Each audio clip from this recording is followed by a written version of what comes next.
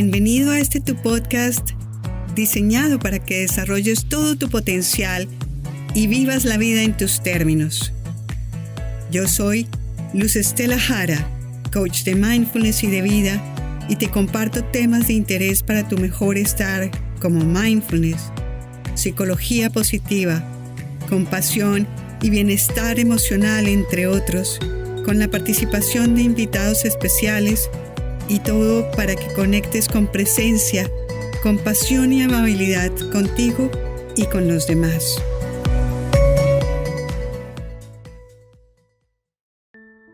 Hola, estimada audiencia, muy bienvenidos a tu programa de bienestar, en el que compartimos tips, herramientas, traemos expertos en temas de mucho interés para un mejor estar.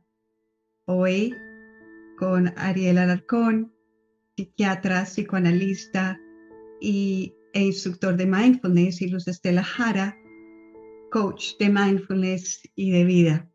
Muy bienvenidos, gracias por estar acá. Hoy traemos otro tema espectacular, Ariel, ¿verdad? Hola, Luz Estela, ¿qué tal? Sí, como siempre, muy complacido de estar acá contigo en nuestro programa. Y efectivamente vamos a trabajar un tema, sí, muy importante y sobre el cual se habla mucho, pero que no sobra aclarar algunos conceptos y cómo traerlos a lo presente, a lo reciente, a lo que estamos viviendo en esta época, con el fin de, desde luego, dar tips y recomendaciones para el bienestar, que es el tema del estrés, ¿no? Correcto, de acuerdo, estrés. Wow, esa palabra es grande, es poderosa. Sí. Pero vamos a desmenuzarla y vamos a tratar de digerirla despacito para ver cómo todas las cosas buenas, bonitas, malas, regulares que tiene el estrés, porque el estrés tiene cosas buenas, se ha estigmatizado como malo, pero el estrés tiene la gran capacidad de hacernos reaccionar ante peligros inminentes para nuestra sobrevivencia, y ha sido así desde milenios, años y años y años, para poder reaccionar, porque Ariel, no podemos estar pensando si vemos un cocodrilo qué vamos a hacer, si lo vamos a tratar bien, si no lo vamos a tratar bien, qué será esto. No, el cerebro ya sabe que tiene un peligro inminente. Y entonces ahí tenemos varias opciones. Una es salir corriendo, otra es enfrentarnos, cosa difícil, y en mi caso con un cocodrilo sería complicadísimo. Pero muchas veces también nos congelamos del susto, nos paralizamos. Sí. Dando un marco de referencia, ¿por qué no compartimos algunas de las definiciones de estrés? Digamos que su principal función es integrar ese estímulo que nos causa emociones, o sea, sensaciones en el cuerpo, y eso lo encadena con patrones de respuesta, eso lo conecta con nuestro cerebro y vamos a tener unas respuestas automáticas, unas respuestas inmediatas para una conducta, para tener una acción muy rápida. Claro, entonces, sí. ¿qué pasa ahí? Que venimos en una posición de homeostasis, todo funcionando bien, nuestro sistema digestivo está funcionando bien, nuestro sistema respiratorio, tenemos cierto ritmo cardíaco, cierta flujo sanguíneo, etcétera. Pero cuando esto pasa, ¿qué pasa? ¡Wow! Nos salimos de ese campo de homeostasis, del balance, de la armonía que está en nuestro cuerpo. Sí, te dispara una respuesta automática, ¿no? Que como veremos ahorita más adelante, la tenemos por el hecho de ser, casi que ser seres vivos sobre este planeta, ¿no? Nuestra parte reptiliana y mamífera, que es muy antigua en nuestro cerebro y muy eficiente, se dispara automáticamente, pero tú la notabas hace un momento de un modo muy importante, que yo creo que es una idea clave. El estrés no es malo, depende de cómo se maneje, ¿no? Pero hace parte de nuestra fisionomía, de nuestra psicología, de nuestra capacidad de reacción, como decía, como de nuestra parte mamífera, de nuestra parte animal, ¿no?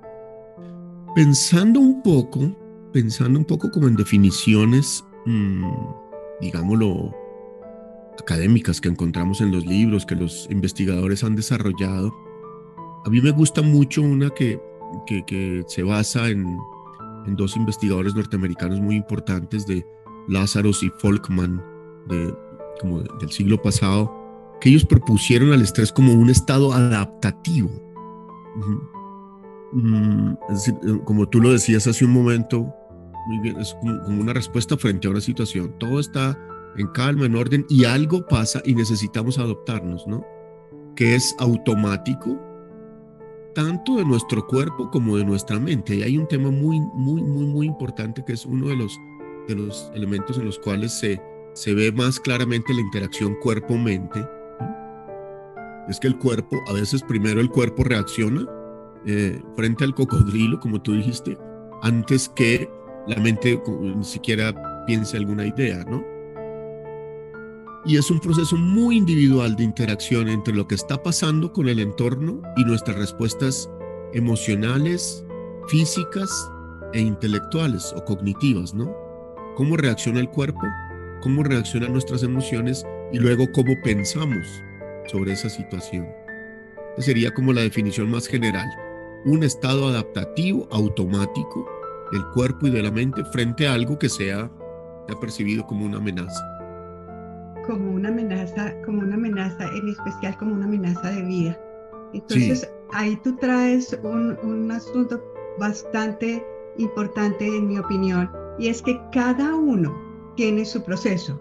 No es que nos vayamos a ver enfrentados al tigre o a la culebra o lo que sea que haya, o el peligro que haya en donde sea, no nos vamos a comportar de la misma manera. Cada uno tenemos ya unas reacciones aprendidas, unas creencias aprendidas, a qué le tengo miedo, a qué no le tengo miedo y cómo reaccionamos. Entonces, no es que esto sea, yo tengo estrés y haya necesariamente una píldora mágica para que sea tratado de la misma manera. Hay diferentes niveles de estrés y hay diferentes maneras en que cada individuo reacciona o enfrenta el estrés. De acuerdo, de acuerdo, de acuerdo. Sí. Y ahí hay una experiencia que yo tuve hace unos años en una clínica, en la clínica Marley, donde yo trabajo. Llegó una paciente psicótica agitada. Estaba muy desequilibrada. Ella se sentaba, llegaba momentos en los que se sentaba, pero no permitía que nadie la tocara. Y a veces porque estaba en estado de pánico psicótico. En su mente estaba viviendo que había una situación muy difícil. Ella se sentía amenazada, pero la familia la llevó, entonces la ingresamos a urgencias, pero no permitía que nadie la tocara. Y cuando alguien se le aproximaba, daba gritos y se defendía, nos trataba de golpear con sus manos y con sus pies. Entonces nos pusimos de acuerdo, el equipo no estaba tan bien entrenado porque es una clínica general, es una clínica donde llegan Claro. pacientes de todo. El equipo no estaba tan bien entrenado. Le dije, mire, tenemos que hacer una reducción de la paciente, eso existe el esquema, entonces lo vamos a hacer. Nos repartimos 5 personas, cada uno le toma una pierna, el otro la otra, el otro el pie.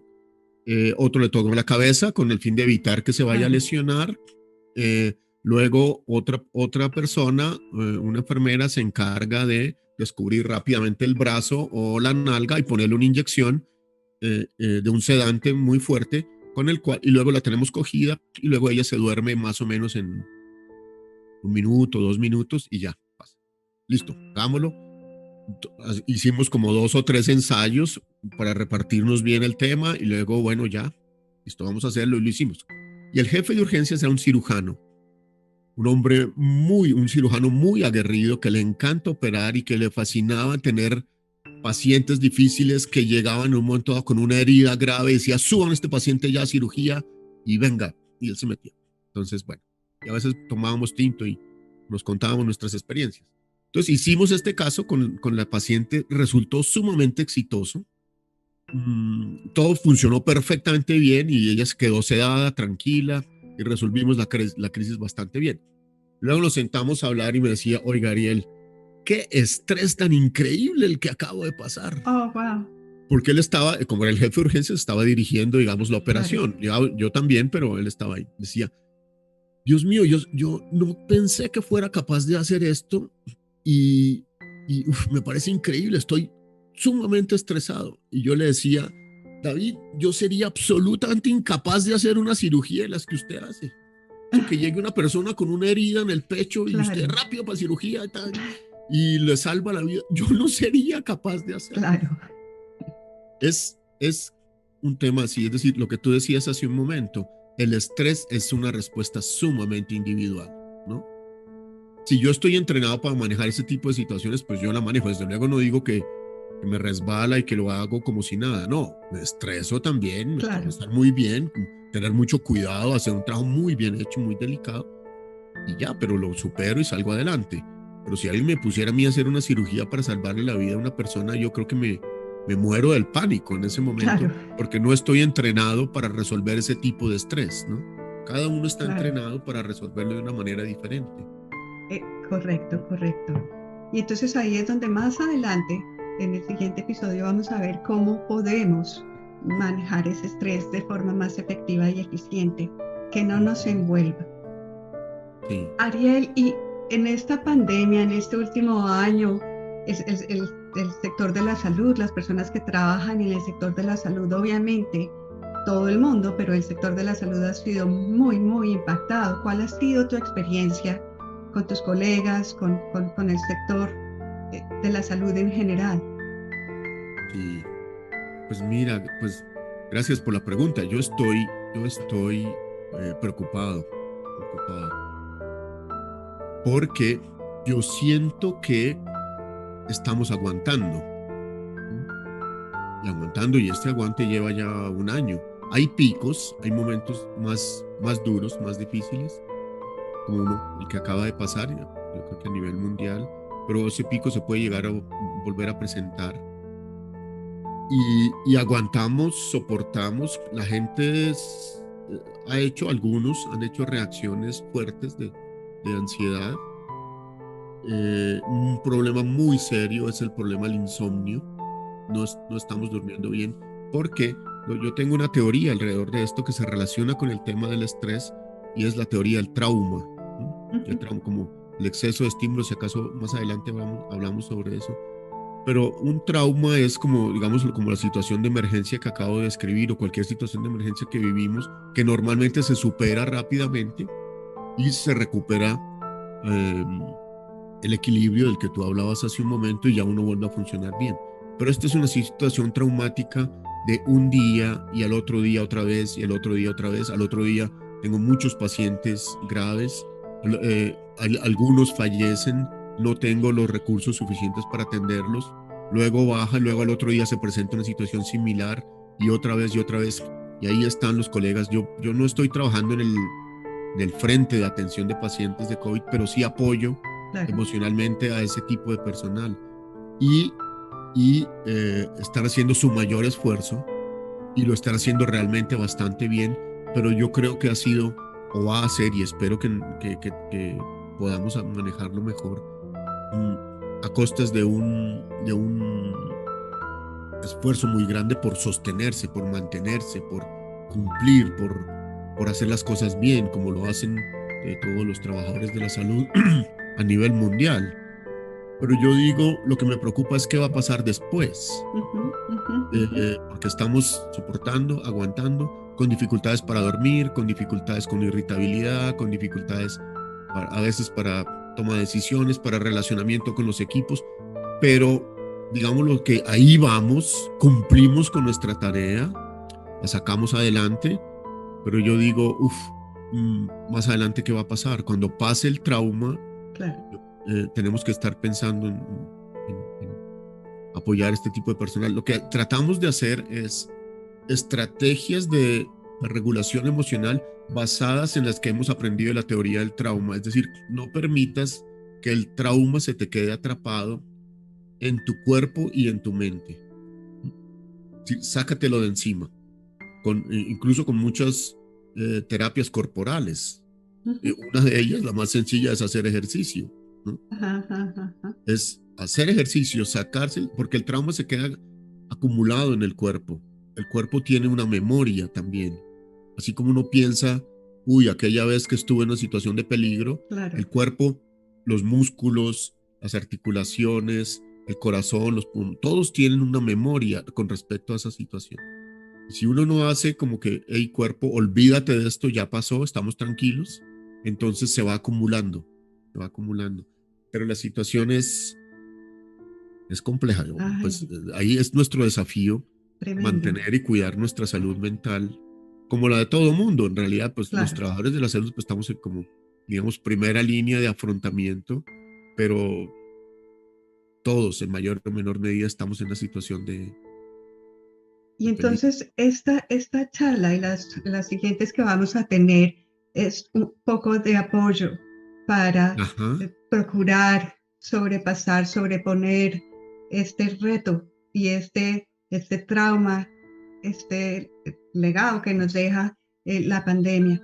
Ujú. Muchísimas gracias a todo el personal de la salud. Y, Muchas gracias y creo que no hemos dado la suficiente atención a estas personas que están trabajando con ese tesón, con esa responsabilidad por sacarnos adelante en esta situación. Nuevamente, mil gracias. sí. Y tú traes aquí este tema que podemos empezar a desenvolver, que es la parte de cómo es que reaccionamos de forma automática porque ya hemos aprendido. Entonces, una de las, una de las cosas que hace que nosotros reaccionemos de esta forma es nuestra amígdala, que es nuestro cerebro reptiliano. Aquí vamos Ujú, a empezar a develar la teoría del cerebro triuno ujú. para entender un poquito qué es lo que pasa y por qué el estrés puede llegar a ser tan dañoso cuando es permanente. Obviamente es bueno, porque es que si no tenemos algún poquitico de estrés, pues no nos motivamos a levantarnos y a estar atentos a lo que está sucediendo en el mundo Ujú. que nos estimula también, claro que sí. Claro.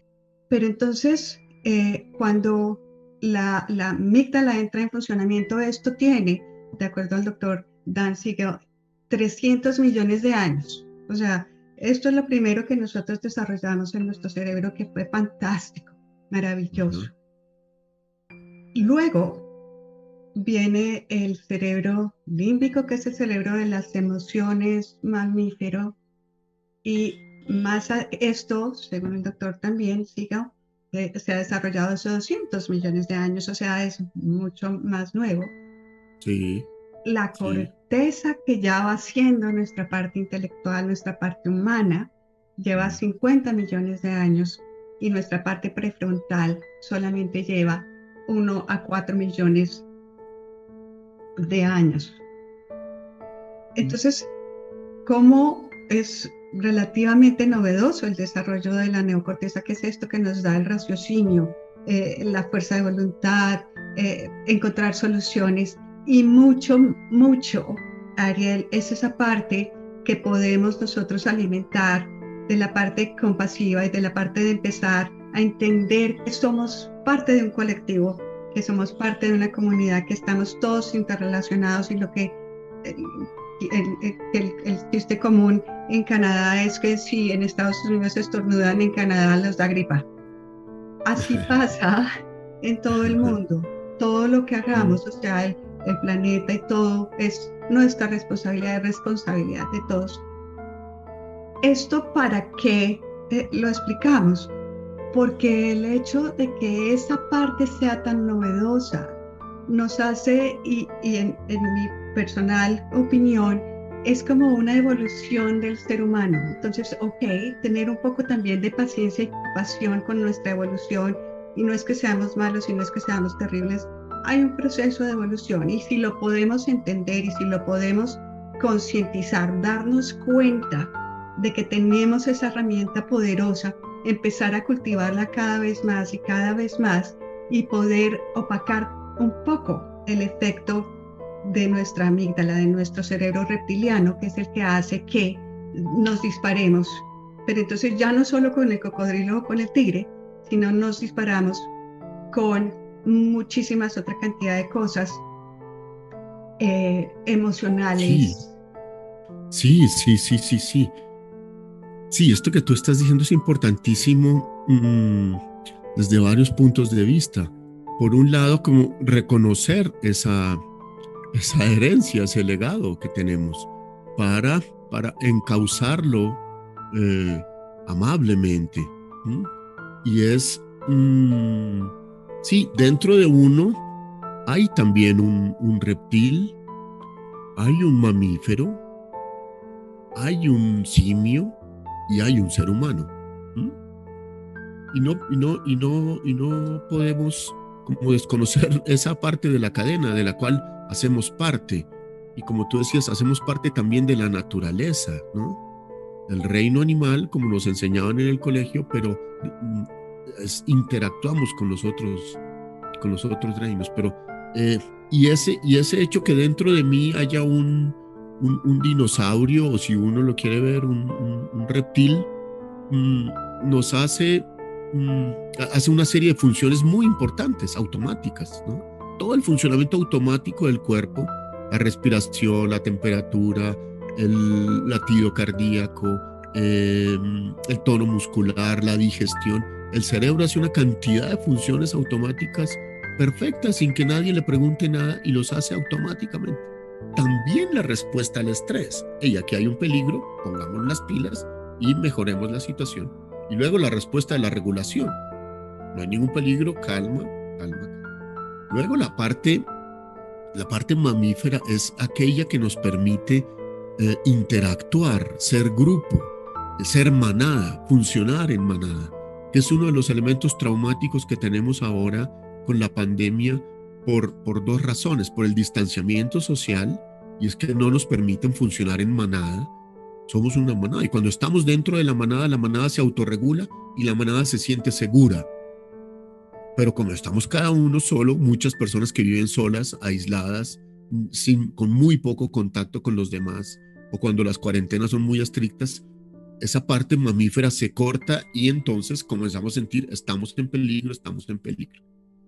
Tenemos una parte simia, si se quiere, que es toda estabilidad para manejar una serie de herramientas para nuestro bienestar y para interactuar también en manada. Y luego una neocorteza, como tú lo decías, que nos permite pensar, razonar, entender, imaginar, recordar, que es muy, muy, muy, muy importante también. Y pero todas estas partes están interrelacionadas y pueden jugar a nuestro favor o en contra nuestra. Y ahí es cuando la imaginación, esa parte de la neocorteza, bien entrenada, como lo hacemos en nuestros talleres de mindfulness, ayuda a regular a las demás y a armonizarla, ¿m? Junto con otros elementos. Pero, por ejemplo, lo que tú anotabas hace un momento, cuando hay una situación de peligro, la manada se pone en marcha, se salva o unos se defienden, lo que sea, y ya la situación de peligro pasa y el cerebro de todos vuelve a funcionar de modo tranquilo. Nosotros, como tenemos la imaginación y la memoria, una memoria a largo plazo, muy larga, entonces luego, años después, nos estamos acordando de una situación traumática que vivimos, por ejemplo, en nuestra infancia, y nuestro cerebro se dispara con una respuesta de estrés de un modo muy parecido a como si hubiéramos tenido el trauma, ¿no? Entonces ahí la memoria, esa neocorteza funciona en nuestra contra. ¿Mm? O estar pensando todo el tiempo pensamientos de peligro, de me van a atacar, me van a hacer daño, o pensamientos, por ejemplo, que debilitan nuestra autoestima. Soy malo, soy bobo, no sirvo, no me quieren, genera una respuesta de estrés crónica que hace que el cuerpo funcione permanentemente como si le tuviera que atacar a alguien o salir corriendo para salvar su vida, pero un día tras otro, y ese sistema de creencias y de pensamientos influye sobre el sistema corporal y luego causa una serie muy importante de enfermedades, que es lo que lo que vamos a hablar seguramente en nuestro próximo capítulo. Entonces, ese cerebro triuno que tú nombras es muy importante que todos lo tengamos claro, que tengamos claro su funcionamiento y que tengamos claro cómo hacemos para encauzarlo según la circunstancia positivamente para resolver los desafíos que tenemos y luego volver a un estado de calma. Ahí es lo importante, es volver a ese balance, porque Ajá, ¿qué es lo que sucede cuando disparamos el mecanismo del estrés como necesita, pues, salvar la vida? Entonces disminuye, los recursos que tenemos son limitados, así es de que disminuye los recursos para otros sistemas, del sistema digestivo, el sistema sexual, el sistema inmune, que es tan importante, disminuye o para muchos de los otros sistemas mientras evoluciona en salvarnos. Sin sí, embargo, cuando ya pasamos el peligro, ahí ya es cuando deberíamos otra vez volver al balance, que es lo que tú mencionas como la autorregulación y ese recordar que ya no está el peligro. Sin embargo, con el pensamiento seguimos recordando y seguimos recordando, además de otra cantidad de cosas que podemos empezar a hablar ahorita, de las teorías del estrés. Y cuando se vuelve algo constante, algo crónico, cuando es un día tras otro, porque el mecanismo del estrés está bonito, pero pare y ya estoy bien, ya no pasa nada. Es la capacidad que tenemos de concientizarnos, de darnos cuenta de nuestros pensamientos para poder parar la cadena, porque entonces se nos vuelve esta angustia. ¿Y qué más claro. va a pasar? ¿Y qué más va a pasar? Y después se vuelve pánico. Esto ya se volvió un desastre. Ya Mm, no hay quien lo pare. Entonces esa es capacidad que tenemos de volver a parar y de volver a nuestro balance para evitar y proteger nuestra salud mental, física y del alma, pues. mm, mm. Sí, sí, sí. Y en ese sentido, pues todo lo que hacemos con mindfulness y autocompasión no es otra cosa que parar, ¿no?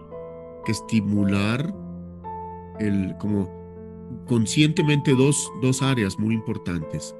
Digamos, la neocorteza, que es la que se encarga de regular después de ahí para abajo todo lo demás, todos los demás cerebros, y, y la posibilidad de buen trato hacia mí mismo, hacia mí misma, a través de todos estos ejercicios, y es lo que tú decías de modo tan importante: parar, parar, parar, parar, no seguir en esta cadena de actuar, actuar, actuar, hacer, hacer, hacer, pensar que hay un peligro, un peligro, un peligro, sino hay un momento, para, y establece momentos en los que, yo qué sé, no hagas nada, observa tu respiración y observa tu cuerpo y permite que tu cuerpo te calme, te calme. Y otra vez, y en la medida en que eso se hace rutinariamente, se vuelve parte de la vida, y otra vez, y otra vez, y otra vez, entonces dejamos de funcionar de un modo predominantemente en sensación de peligro y comenzamos a funcionar de un modo predominantemente en sensación de calma. Estoy seguro, estoy tranquilo, no corro riesgos, y entonces mi mente creativa puede funcionar mejor, puede comprender, Claro. analizar, programar, resolver, resolver otras situaciones. Pero ahí es donde es tan importante la educación en todo esto que estamos haciendo, digamos, la educación en general en salud mental y en neurociencias, para que uno entienda Claro. por qué es lo que está haciendo produce un resultado de sufrimiento, sufrimiento emocional, sufrimiento en las relaciones con los demás, y o produzco bienestar, produzco tranquilidad, produzco armonía. Claro, entonces la excelente noticia es que eso se puede cultivar, es que eso se puede Claro. trabajar. Y como todo que siempre repetimos, esto es trabajo, sí, es trabajo Ajá. constante, es trabajo diario, es como fortalecer el músculo de nuestra presencia, de poder tener la capacidad de parar y volver a ese balance y que todo se regule nuevamente. Tenemos pendiente, Ariel, mucho tema todavía. La próxima semana Ujú. ampliaremos esto con las teorías del estrés y ver la cantidad de fuente de estrés que tenemos para que podamos de ahí saber darnos cuenta de Ujú. dónde viene este estrés. Ariel, muchas gracias. Eh, Ujú. Encantado. Muy, muy Ujú. amables oyentes por estar aquí nuevamente en nuestras redes. Por favor, cuéntenos cómo les parece, qué quieren hablar, si tienen preguntas o inquietudes. Ujú. Por ahora, nos vemos hasta la próxima con el mismo tema del estrés, con nueva información. Ujú. Un abrazo a todo el mundo. Adiós. Abrazos.